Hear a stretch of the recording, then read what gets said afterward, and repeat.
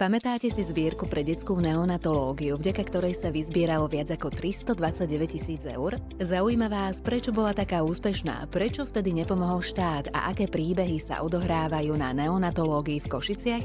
Tak si naladte náš podcast Dobré správy z východu s primárkou oddelenia Vandou Chovanovou. Pracujete so znevýhodnenými skupinami, búrate predsudky a posilňujete inklúziu spoločnosti? Máme pre vás skvelú príležitosť. Grantový program Magna pre región je otvorený do 17.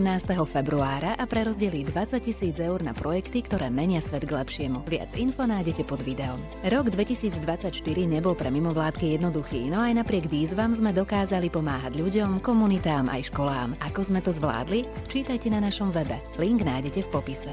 Január je mesiacom rekapitulovania a preto vám prinášame výber našich najsilnejších rozhovorov uverejnených na Aktuality.sk v roku 2024.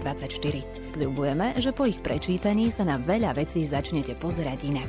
Ďakujeme, že ste s nami aj v roku 2025. Pre viac info sledujte náš Facebook, Instagram, LinkedIn či novinky na webe Karpatská nadácia.sk.